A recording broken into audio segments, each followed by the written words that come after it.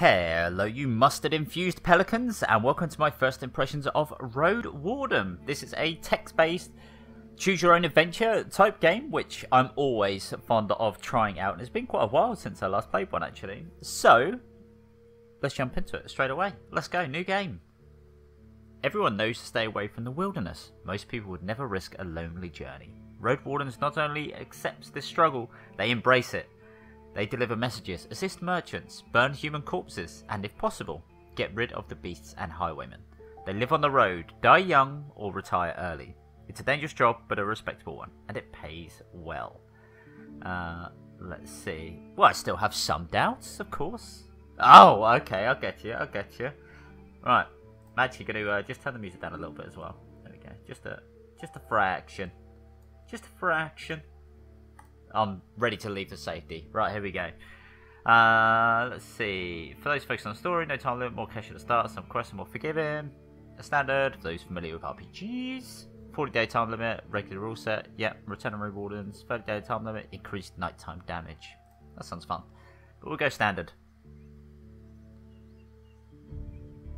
The wall is still standing. There are no walls around, no stench of blood. Good signs. This should be the place you're looking for. You were supposed to meet with a group of soldiers, but you hear no voices, no sounds of labour. The gate is ajar, but the camp isn't safe. It may keep away the goblins and peddlers, but not beastfolk, nor trolls, and the night is near. Your palfrey breathes heavily. It had a long day. Let's see, just look for another shelter, need to look around cautiously, dismount and sneak to the gate, take a little peek inside, get off the horse and enter the camp briskly. I could go for a little sneak peek, couldn't I? But at the same time, I don't know, maybe it's better to stay on your horse. Go on, we'll look around cautiously. Considering the noise, you doubt that anyone noticed the clatter of hooves. I have noticed the sound get a little bit louder, just a tiny bit. There we go. Return. The short, dry grasses barely cover the arid soil of this valley, but you're maybe a minute away from the edge of the sparse woods, which get denser as they climb up the hills. At best, this trail has a few more years before getting overgrown for good. Hard to believe it's the only route north. Okay. Yeah, go on, let's get in there. Is the only one? Your heavy boots hit the ground. I noticed my little heart here. Your heavy boots hit the ground and the pain of the long ride finally catches up with you. You stretch out, bring your backs and legs comfort. All you want now is a table, a decent chair, a nice mug of beer, and some warm stew. With any luck, your axe won't be needed. Okay. So that's just more if I was exhausted. Okay, didn't actually take too much damage. In we go. If it's a military camp, it doesn't look the part. Plenty of wasted space. The fire pit is cold. Two people are sitting at the table, tired and disheartened. They're looking in different directions, paying no attention to one another. One of them is holding a cup. Let's go have a look. It takes him a few breaths to glance in your direction. The first person greets you with a wave of his hand. There are bags under his eyes. His beard is messy. Despite his simple shirt, he's wearing durable, decent boots. A mace with a head covered in iron hangs at his side, but he doesn't reach for it. Let's look at his friend. Just like you, she's wearing a gambeson, but hers is a bit loose, as if she took it off a corpse. Her head is shaven, as if she's protecting herself from flesh-eating bugs. Her eyes are weary yet kind. She smiles. Considering the squad was sent here half a year ago, these two surely look the part, though there should be more of them. 8, you believe. Yeah, let them speak first. Nice to see an unharmed traveller in this godforsaken place. Makes me just a tiny bit hopeful. The bearded man's voice is strong yet timid. You'll be staying the night with us, I guess. We're soldiers, he and I, adds the armoured woman. Her moment switches from half asleep to relaxed. We'll do our best to keep the camp safe, but if you were to take the first watch, it would be a huge help. Travellers ought to help each other, wouldn't you say? You think for a moment. To fully rest, you'd need a good sleep. I would actually rather keep watch. I'd rather stay awake if it's a brand new place. You know, you gotta be alert. You gotta be aware, just in case something could go terribly wrong. Fantastic. She rubs her hands together. I don't remember the last time I had more than half a night of sleep. The hours before midnight should be the calmest. Just wake us up if anything happens. The man flashes you a wide smile. It's easy to wake us up, just yell. He drinks from his mug. Go on then, we'll ask him. You wonder how to phrase your question. Oh, okay. Friendly, playful. Hide your emotions distant, intimidating hint at a threat. Vulnerable, be sad, tired, afraid, or hopeless. Well, I don't really want to do that. As playful as I'd like to be, not in this situation, so we'll be friendly. To give you... I'm sure you're busy, so if you could just introduce me to your lieutenant. Oh, okay. I'm looking for your lieutenant. I'd rather speak with someone who's not going to waste my time. Ooh, had a long journey. Need to have a word with your lieutenant. Okay. We'll stick with friendly. It's hoping to meet your lieutenant. Could we talk for a bit? The woman lets out a loud sigh, dusts off her gambeson, and steps toward you. She pays little attention to the sword at her side. We most definitely can, you and I. Though holding this rank is still somewhat new to me. Are you a messenger? Did you lose your mount? She observes you with curiosity. Or are you looking for help? I'm your new Roadwarden. My horse is waiting outside. Really? The soldier in the shirt leans forwards. That explains how you got here in one piece, all by yourself. Better bring your beast here, adds the lieutenant. We have no hay, but I bet it dreams of dropping its saddle. A long pause. I'm Tulia, by the way. She reaches out her hand. Maybe a trap. I just let us not know. We'll shake her hand. That's fine. How do you want people to call you? Mamushi, please. Well, just Mamushi. Her grasp is confident. The shake is slight. Just keep your horse away from the tents. She steps away. We don't need to smell its dung. Ah, there's this one issue. The soldier in the shirt also rises to his feet. We've no tent to spare. You'll have to use a blanket or something. No problem. I enjoy observing the stars. Yeah. You walk through the gate. Your mount looks around and snorts anxiously. Not many humans could ride a horse. It's not only taller than you, but also bulky. As heavy as it is strong. You can get in the saddle within a single breath. But most people wouldn't know where to even begin. From every side, it's a wall of flesh. Horses were brought to the Dragon's Woods from the conquests in the south. They can trot for a long time, but won't outrun some of the local monsters. Your palfrey needs to survive, but without it, you too would be lost. Yeah, you don't want to feel at ease. It takes a few steps towards you, scolding you with another snort. You scratch the bottom of its neck with strength and confidence, just the way it likes it. Humans see useful animals and even pets as monsters in disguise. Getting emotionally attached to them is believed to lead humans to their doom, but you know that horses need companionship. Speak to it gently and lead it to the camp. Of course. You end up next to the fire pit. Removing the saddle makes the horse nicker with relief. You take a couple of minutes to examine its back, just in case. While the riding equipment is not that heavy for such a strong animal, with enough time, it starts to chafe. You wish it had something better to eat than this shabby grass. You should look for an inn. You haven't brought that many things, and you lost one of the sacks while fleeing the Crimson Corpse Eaters. Worst of all, you have no rope left, but maybe the soldiers could share one. It shouldn't cost more than a dragon bone. Aside from the travel set, you own a few valuable possessions, essential for your trade. Okay, so this is where we get to choose a class. So we got Fighter. Spend more savings on decent combat equipment, have a fine gambeson, an axe made of steel, and a reliable crossbow. Mage, have talismans, help me use my powers, as well as an iron axe and a worn gambeson. Scholar, I carry writing equipment and alchemical ingredients. I don't know why I struggled to say alchemical. As well as an iron axe, worn gambeson, and a healing potion. Again, it's one of those things where naturally I'm like, okay, we've got melee and ranged, which would be nice. I don't know. I've never been a mage. I've never been a magic man. Or, I don't know. I do like the idea of having some writing available, and obviously the healing potion is nice, but I think my instinct would be make sure you got your fighty stuff. You unpack and inspect your belongings. Your water skin isn't pierced. The spare clothes are still here. Just in case, you take a look at your wooden bowl and mug. Your cape, tinderbox, bandages, food rations, knife. Nothing special or too cumbersome. From time to time, your routine helps you avoid mistakes, but this doesn't make it any more exciting. They're at the table again, observing your beasts and chatting between themselves. Your stomach growls at the sight of them eating out of wooden bowls. One more bowl was put at a previously unused end of the table.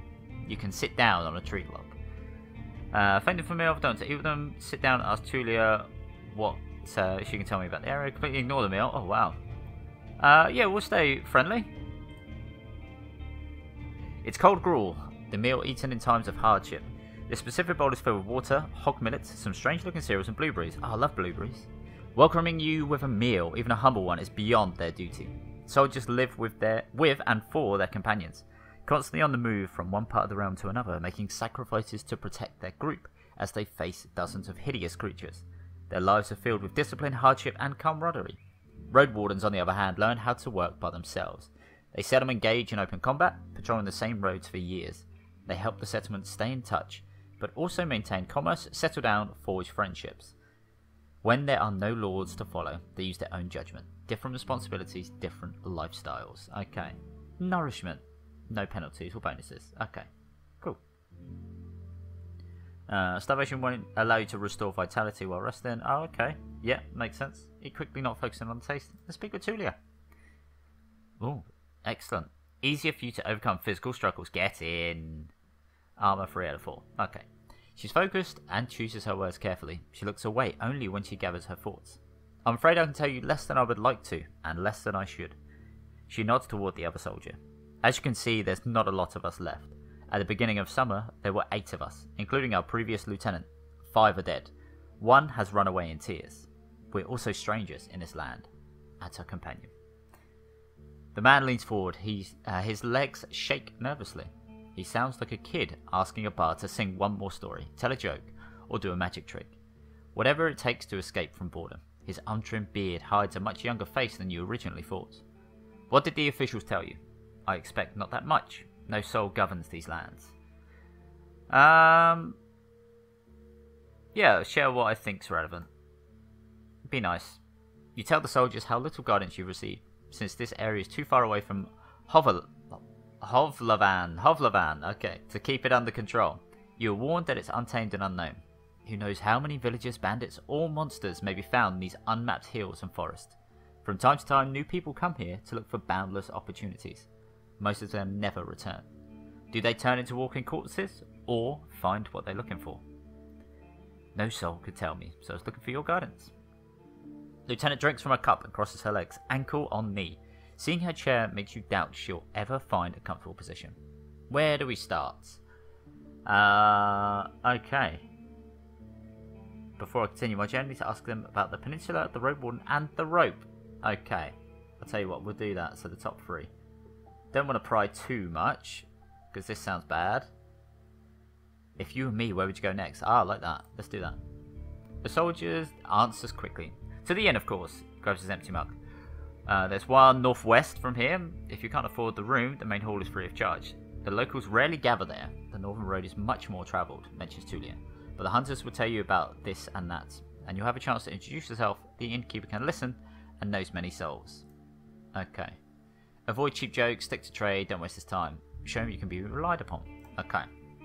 I'll tell you what I know, and you'll be the judge. How long did it take you to get here from the city? On a decent palfrey, I'd guess it'd be 3-4 days. When you confirm, she continues. From here you can reach the coast in about a day, as long as you don't make any stops. Do you know the situation? Why no ships can get here? You nod. The sea route along Hovlavan officials to keep... Sorry, the sea route along Hovlavan... The sea route allows Hovlavan officials to keep in touch with the coastal villages, collect taxes, move the soldiers, collect lumber, deliver tools, by maintaining order on a wild coast, such as this one, is like filling the ocean depths with coins. Because of the rocks, you can hardly stop a ship 5 miles from the shore, and boats can't get much closer. She nods. I don't know much about fishing, but there's not that many people living by the shore, and they don't crave to stay in touch with the city folk. As she porches, her companion carries on. No soul from the north ever came to the camp, but when we travel to the roadside inn, Pelt of the North, they're happy to trade and to play dice. Why not just stay at one of the settlements? Nope. The man clears his throat. I mean, you know, we're to guard this road. This camp is our post. And well, he turns toward Tulia. She lowers her voice. Don't take it the wrong way, but are you a devout soul? I am not. I've come from everyone will be judged for good night. For many years, support monastery night. Small village, for me, freedom of shell. Main virtues, unique, independent service members have a place. No evidence of their existence, and all the mystical tales are explained by magic. No, I'm not. Nature and spirits, I'm gonna go no. No evidence. The man nods. I heard that most Roadwardens drift away from the churches. Doesn't matter to me. Neither of us, I think, adds the lieutenant, peeping at her companion. I just wanted to make sure I won't step on any touchy subject. The people here are disquieting. Every few words she taps the table with her finger. Their traditions won't help them negotiate with the officials here. She starts to draw lines with her index finger as if she's pointing at an invisible map. The peninsula is connected with roads. It's like a big circle. In the northwest you'll find a weird village at a bog. It's not exactly pagan. I don't think so. It even has a priest who claims to be an eremite. You nod. She means fellowship. They do crazy stuff, her companion chips in. They use the dead to cut down trees and dig in soil. Once I saw it, I begged to never return there. You've heard tales such as this one since you were a child. If an isolated settlement manages to survive out of city's influence, its customs and traditions grow more and more alien. Every generation learns how to adapt to the dangerous conditions they have to deal with, and the rustic, pagan traditions muddy their river of faith. The United Church often warns its members about the crazy druids, necromancers, and blood mages, the bringers of doom, the traitors to humankind.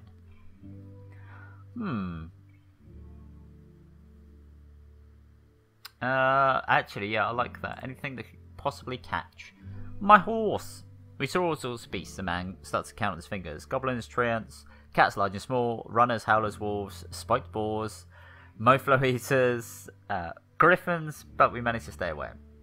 Some could catch up with most mounts. Tulia glances at her companion. Though porphyry should be fine. The trees are so tall that the flying creatures keep to the coast and mountains.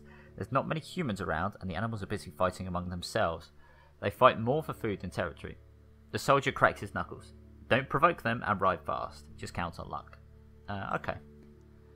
Let's see. Let's go for the rope. You're in luck. There we go. Take it. That's fine. A fine rope. Yeah, take. Buy. Buy for nothing. No, offer some food in return. Yeah, it would be nice. Would be nice. Julia leans forward and rests her forearms on her thighs, looking down with clasped hand and meets your eyes. I'd normally refuse, but we need some decent food. See. Every day I'm searching through our groats, looking for worms and putridity. We forage, but it's not a bad spot. Some food rations brighten up a foggy day. Okay. Cool. That's fine. And then we'll go for the Roadwarden, previous one.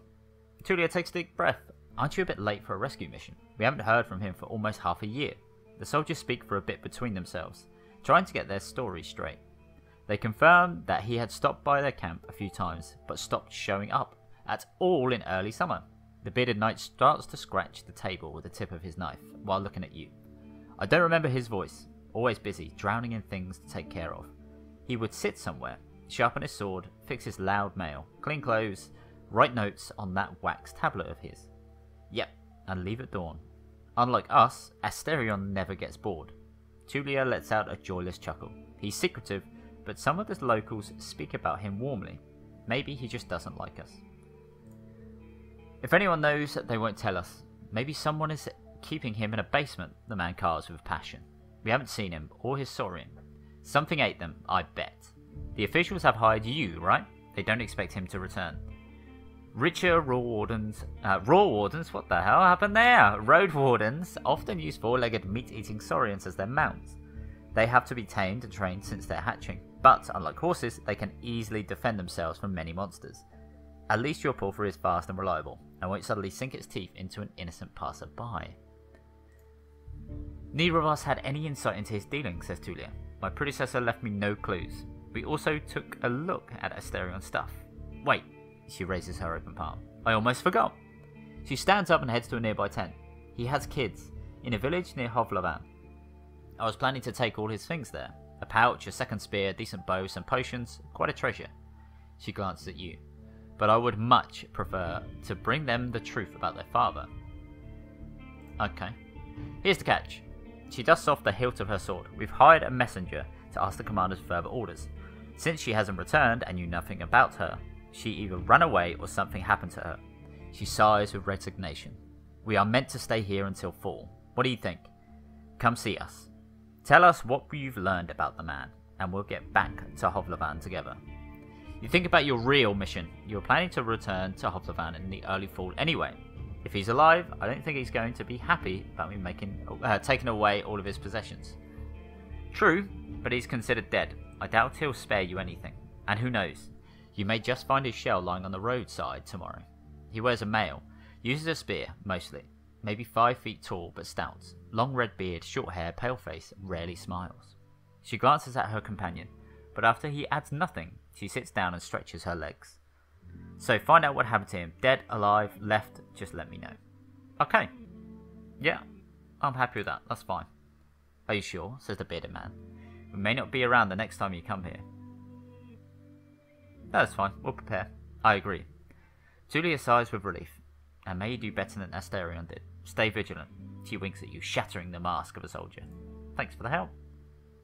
Stay tidy to have a better chance to influence others. That makes sense. Don't stand out from the crowd. Wow. You go to the barrel and splash water on your face. What makes you even more aware of how much you need a bath. After the night, it will only get worse. Your horse is already napping, still too anxious to lay down. The soldier in his shirt is eager to guide you. Just observe the area. There's plenty of griffins around, though they won't try to jump over the palisade. Probably. Better watch out for the apes. They climb up and carry out any food they can find. And there's this one really loud were-elk. Man-elk? That keeps smelling the wall, though it has never tried to get in. He points at a gate. Lieutenant and I will block the entrances. They're quite heavy. So if anyone comes here looking for shelter, better call us out to help. No, better call us to help you out. And if there's someone is being chased by wolves or anything, better throw them the rope instead. He scratches his head. If it gets cold, feel free to make a fire. The best place is on the watchtower. You may want to put a blanket there or something. The watchtower? He gives you a long puzzled look. Oh, here. He points at a pile of crates. Just climb up to the tallest one. You have a great view at the northern side, the more dangerous side. And also, I know you're tired after all that riding. He points at the tent on the other side of camp. I can handle a couple of hours sleeping on the ground. If you wish, go there after me and rest. Just this once. At least I have a pallet inside. Yeah, thanks a lot. You put your blanket on the tallest crate and sit down. The night is warm. The sporadic summer breeze brings gentle refreshment. From time to time your back aches. You force yourself to keep your eyes open. The light of the moon helps you focus on the tall grasses. For most of the time you spot smaller critters and birds, but there are exceptions. At one point, the three-horned deers are trying to challenge one another. Before they clash their antlers, a two-legged dragonling appears, leading its much smaller offspring. The furry beast tries to intimidate the predators with roars and aggressive head movements. After a few moments, both sides walk away slowly, not willing to risk the fight, nor to admit their defeat. You hear the death screams of distant prey and the mating calls of monkeys. Runners are chasing a grey hare. A group of musk oxen lazily chew the grass, preparing themselves to sleep. A dusk fox is running together with a lynx, making playful screeches. Thankfully, you never have to intervene. You just sit there, watching the not-so-distant forest, trying to outlast your sleepiness.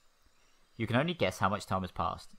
Once you feel you've had enough, you climb down and go to a tent, waking up the bearded man with just a couple of words. You confirm that nothing important has happened.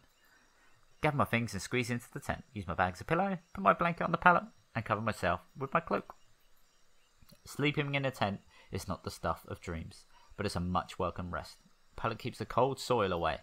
The moonlight saves the outside world from the eerie gloom. You listen to your own breath and find a comfortable position. Your job starts tomorrow.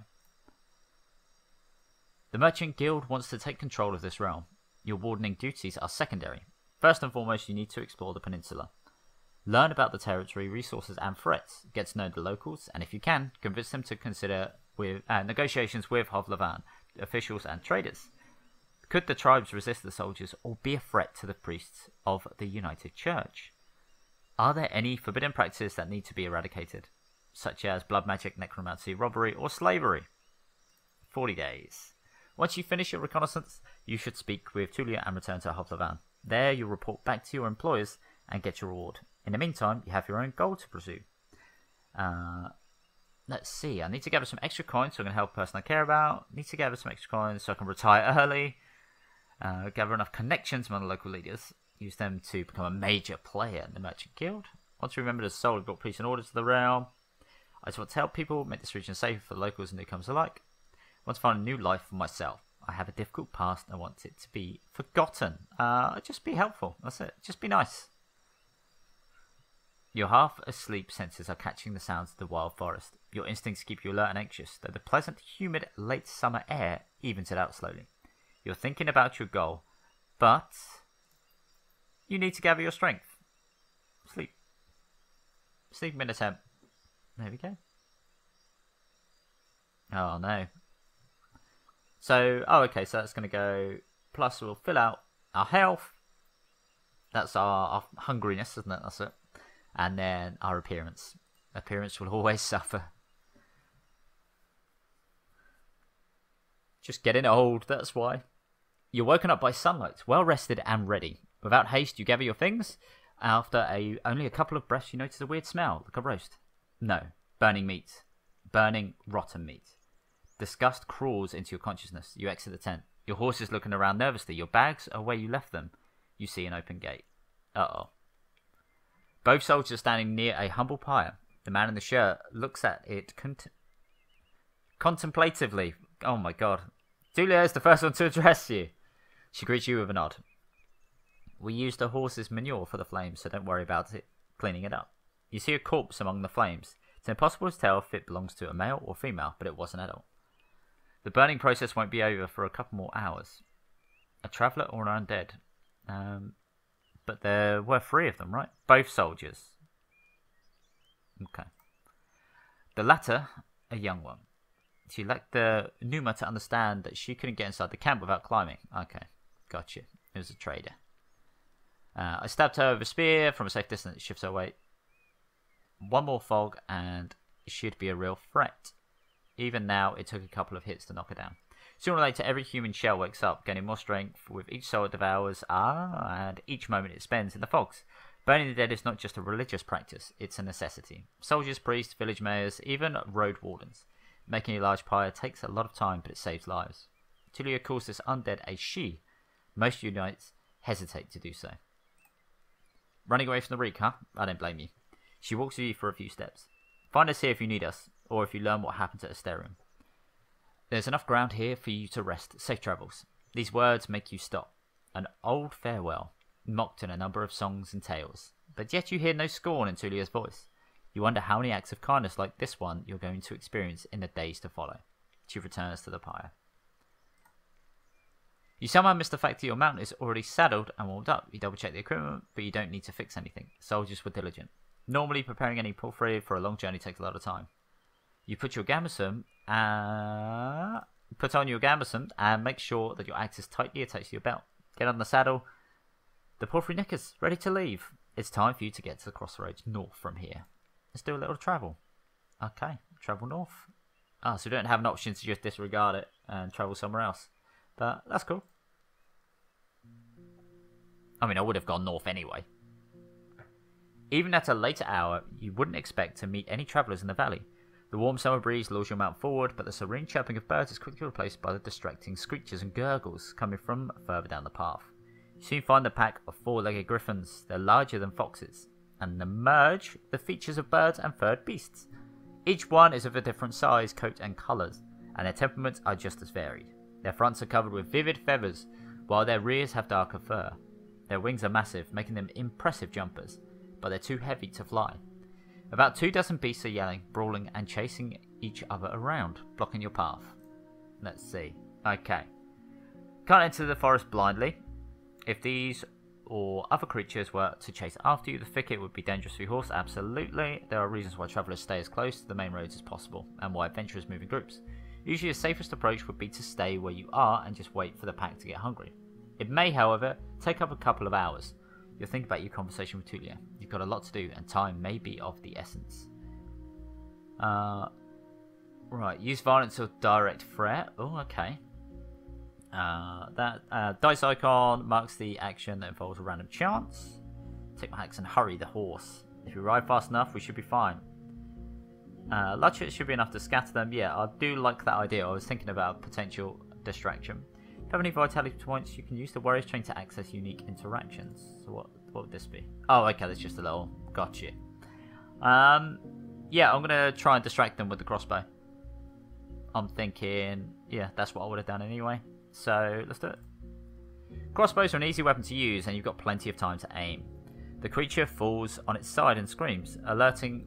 Oh wait, no, I didn't mean to attack it, alerting its companions. Confused, they look around, and after a while, they run away. One of them is limping, with your quarrel in its fire. Okay, I didn't mean that. So, yeah, I was hoping to, like, fire near them, to then go, ah, we're being attacked, and then they will run away, not actually attack them. Okay. Well, that sucks, but, you know, that's fine. I wish it was, like, in, like, little brackets saying, attack, or, you know, the equivalent.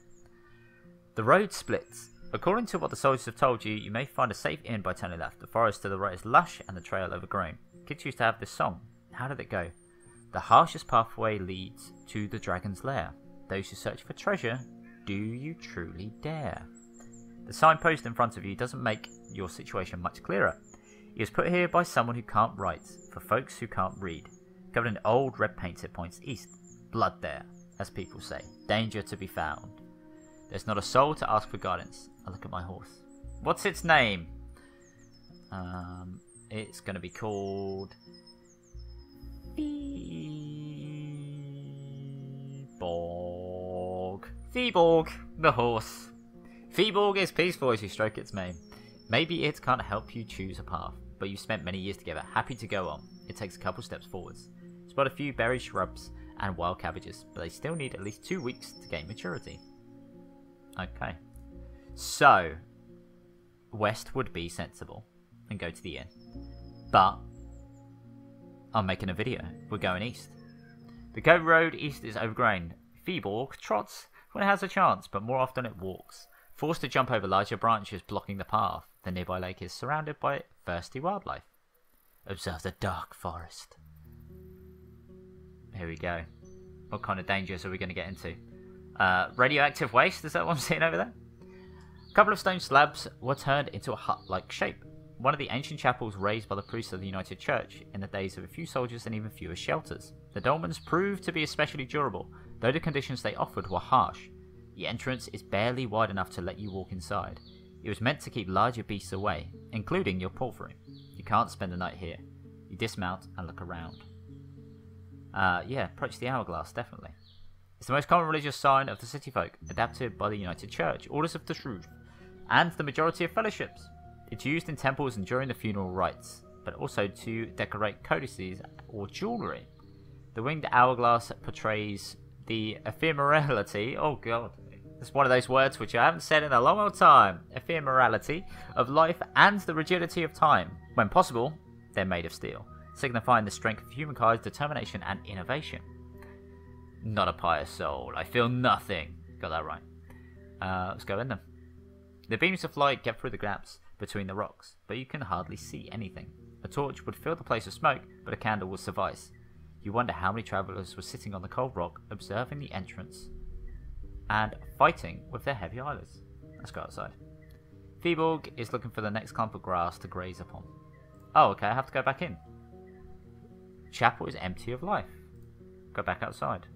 Leaning against the wall, napping. Okay. What about again? Same? Observing the area. That's what I was wondering. Right, gotta look around. What are you looking for? Arrows, maybe? A large part of the wall is covered with engravings. It's difficult to figure out what they are meant to portray, but one picture is obvious to you. A long arrow pointing... Okay, I'll be honest with you. I was looking for arrows, like, to put in my quiver. Mainly because I forgot what they were called in this. What was it called? Crossbow. With... It was two something. What if it says? Quarrels. Thank you. Parts of the writing, as well as nibble, was covered with soot. Okay, so there's arrows. So let's look for a hidden door. If it's here, it's hidden. Okay. Maybe just door. No doors. Only has one chamber. writing? That's just the engravings. Look for something else. Oh, wait, sorry, what did it say? Arrow. There was something on it, right? Picture. That's just that.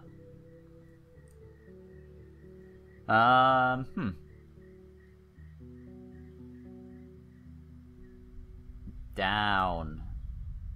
Correspondents don't hear any direct response. If there's anything below this chapel, it must be under a thick layer of soil and rocks. Okay, soil. Even though a part of the ground is covered with a single massive slab, there are parts free of any flooring. You see soil with small rocks. In one spot, you find the remains of charred wood. Okay, wood. Let's see. Dust, burnt bones, and wood. The wall above this spot is covered with soot. Okay. Parts of it is covered with black marks and pictures, possibly letters. Okay. Let's have a look at some letters then. Nope.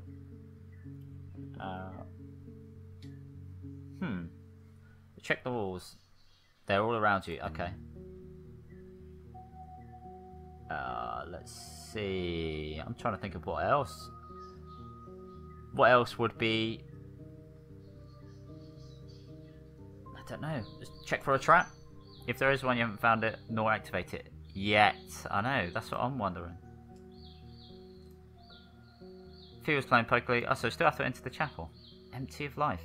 Yeah, just look around. I don't know. Example door. Secret. Let's just look for a secret. Let's check the rocks then. Unless oh, maybe I have to actually check the floor itself. No. Go outside. Okay. No. Can't think of what else I would need to be able to find this, sadly. There's definitely something, obviously. Maybe we do... Is there a candle? No. Maybe there's a burnt out torch we could use. No. Wood. Did we try wood? No. Food? Nope. A cat? No. Mongoose? No. Okay, right, we're going to travel then. Let's carry on going. If all else fails, search for a mongoose. Oh, okay. The neglected path barely finds any space among all the hills, trees and streams. There's a deer on the ground lying in a red puddle, surrounded by a small pack of creatures which notice your presence quickly. There's about 8 of them, with thick furs in shades of brown, grey and black, and hairless faces, small eyes and large mouths, currently stained by the blood of their prey. Some of them move on all fours, while others comfortably stand on 2 feet. They are 2 or 3 heads shorter than you, but it's your mount which truly towers over them. And you see how a couple of beasts take a few steps back, grunting and glancing at one another. The one with grey fur shouts, and the others move towards the rocks and sticks which are piled on the road. They hold them awkwardly, and some struggle to maintain a straight posture, leaning on their new weapons for support. Then, almost all of them spread to your left and right, blending with the shrubs loudly. Only 2 of the apes are standing still. Sure. Feetborg tries to turn around, but loyally follows your directions. Okay. May still have time to load my crossbow. Throw some food, maybe leave them alone. Look behind me just to be sure they are not already there. A few threatening swings. No. Dismount and prepare for combat. Charge the goblins in the middle of the road. I scream at the pack, shaking my weapon. Interesting. I don't want to have to rely too much on my crossbow. Should we just charge? Let's do it. Content. Your mount speeds up. No, it doesn't have enough space to enter a gallop. You prepare your weapon up, but while you may have hundreds of hours of training behind you, hardly any of them happened in the saddle. You do your best to focus. The younger goblin attempts to stop your horse, but the strike it receives sends it into the nearby bush, screaming in pain. The grey one, however, manages to grab your boot, and is now trying to keep up with your speed, making one long leap after another. The first strong swing of your axe wasn't able to reach the target. A spear would do better in this scenario. So it's trying to maintain our speed, right? It's trying to. Making one long leap after another. I don't like the fact of using my axe while I'm on a horse, so we're going to... And I don't think kicking it is going to help. I'm going to go with ride faster. You put your entire trust in your horse, trying to endure the pain in your ankle and focusing on the reins. Feeble does its best, and after your encouragement it jumps, making the goblin lose its balance and roll over the road. Your leg hurts a bit, but it's free, and the road is clear. Ride as fast as we can. For a few more moments you hear the angry shouts and screeches, but soon after that, it's again only you and your mount. Okay, what's going on down the road? Uh-oh. The round pine tree blocks the road. For a wayfarer, walking over the thin branches at the top is not much of an issue. Even Feeborg, led on a rope, could walk around the stump, but a large wagon couldn't move onward in one piece, at least not without detaching the mules, unpacking all the wares and moving everything with hands. Cutting a tree into pieces would take hours, even with proper tools, and you can't hope to move it with just the muscles that you and your mount have to offer. Okay, so we needed someone. Consider washing myself in the river. Could do with it. Go on then. The river is full of life, not only a bit brown and greenish, but also smelling of algae. It won't help you much. Need at least one piece of bathing equipment to get more out of this. Okay, I step away. Let's look around. The wagon. Planks are still firm, and there's no mustiness in the air, but the vehicle needs just a push to fall to pieces like a child's toy with nothing to keep the parts together. There are ways to construct a wagon with just wood, leather and fibre, but you find the marks of the hinges, braces, nails and clamps, which are now all gone. The wheels are missing their steel rims. You only find one linen bag, empty and moist. Empty and moist, you say? Okay, I think I know what happened here. Sure. Okay, what do you think happened to the tree? Oh, the tree was dying by illness. It's wet. Impossible. Cut down to set up an ambush. Yes. Why was the wagon abandoned? Only had no time to move it, so they left it behind. What was originally transported on the wagon? Oh. I'm going to say valuable merchandise. What happened to the owners of the wagon?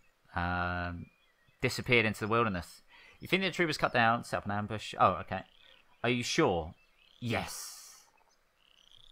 While you can't be sure what really happened here, you don't think there's much left for you to find. Let's hope you haven't missed anything. Okay. Right, well, I'm curious. Map key, look at that. Fishing spot. I do like this. It's actually keeping you abreast of what's going on and what you can actually find. I do like that. And I'm assuming we can go back whenever? I don't know, can we? If we just click on that? Yeah, literally just whenever. That's really cool. So don't have to worry about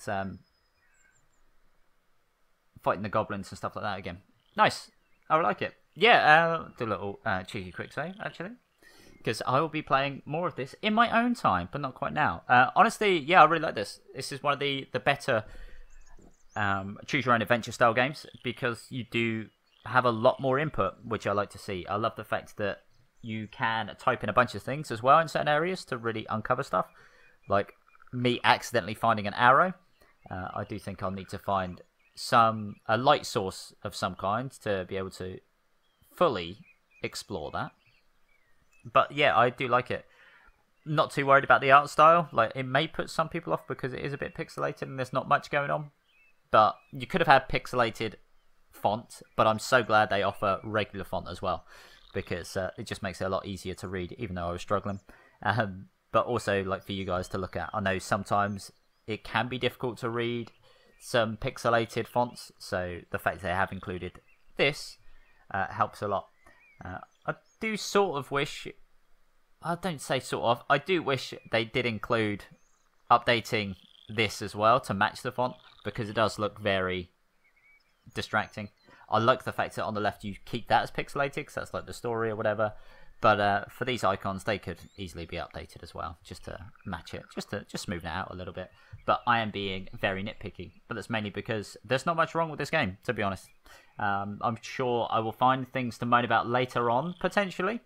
But no, you do get quite a decent amount of freedom as well. I do like that you have to learn about yourself through different dialogues as well. I do like the fact that you get to choose how you approach people, which is good. So yeah, there's a lot of stuff which I really like, which I think more of these types of games should steal. I mean, take what inspiration from. Yeah, and the fact that there has been so many different choices as well to make, like even with this, like it teaches you the fact of, if you had this, you could do this differently. And even little things like this for the investigation of like what happened to the wagon. Maybe it's a case of, everything you said will come true, or maybe it's like, actually, if you get it completely right, you're rewarded with something. Little things like that it's intriguing, it's interesting. And yeah, if you're at all interested in this game, definitely check it out. Like I said, I'm going to be playing more of it because it's interested me. But anyways, enough of my ramblings. Thanks for watching, everybody, and I will see you in the next video. Goodbye for now.